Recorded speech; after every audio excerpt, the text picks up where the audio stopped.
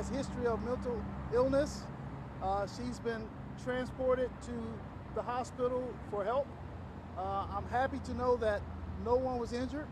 There was no force used to take her in custody. None of our deputies were injured, but I am greatly appreciative of the community for their patience and this traffic nightmare that occurred. We had to shut down the freeway in both directions. Thank the public so much for your patience, and thank you all for spreading the word, asking the public to stay out of the area while we conduct business. I'll take any questions at this time. What goes into the decision about how long the freeway is going to stay shut down? I mean, a lot of people were stuck for a lot of hours today. The question is, what goes in that decision? So there is no decision to make. Life is the utmost important. There's no price to put on life.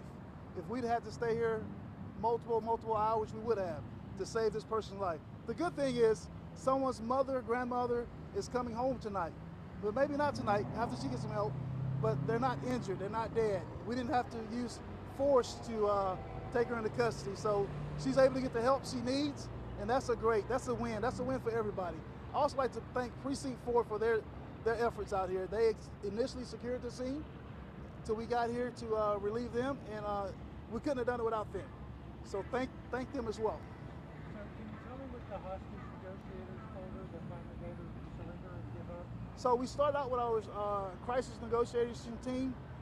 They just built a rapport, communicated with her, listened to her. She listened to us. They collaborated, and at some point, she felt we found something that she was willing to grasp onto to stay alive. And that was the most important thing that occurred here today.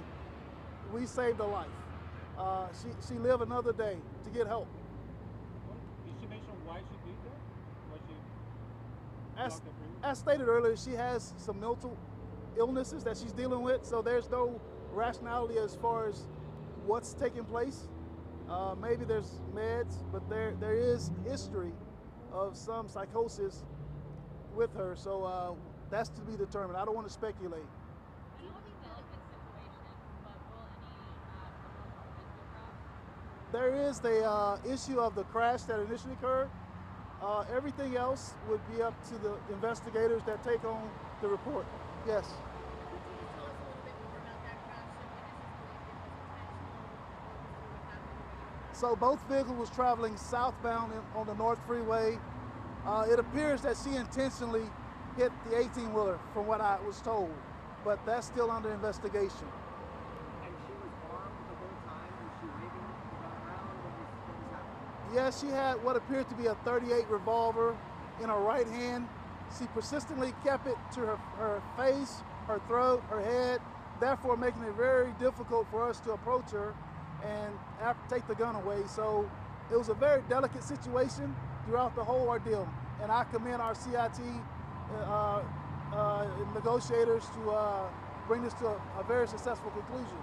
It appeared she was talking and maybe smiling during some of the conversations that she was having. Like, was she responding and actually? She was very much engaging in conversations. She would sometimes say she's going to surrender and then not. So she was in and out of sorts, and that's normal for someone that's in a mental crisis.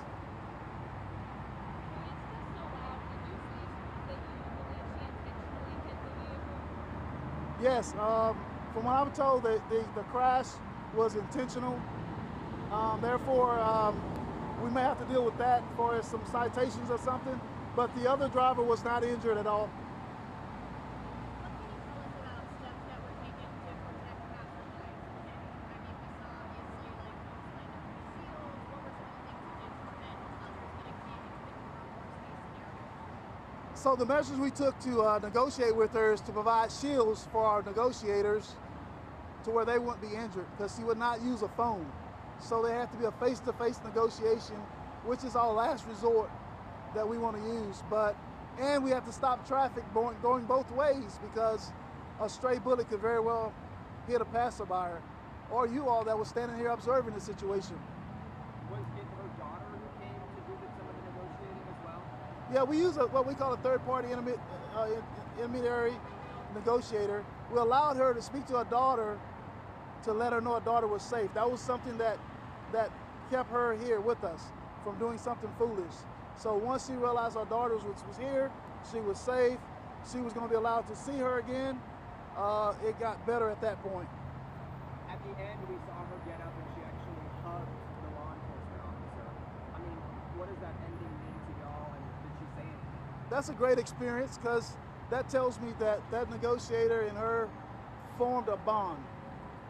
He was very sincere with her, and she poured out her heart to him, and it saved her life today. So that was very positive, and maybe she can grow from that. Thank you all. Appreciate your patience.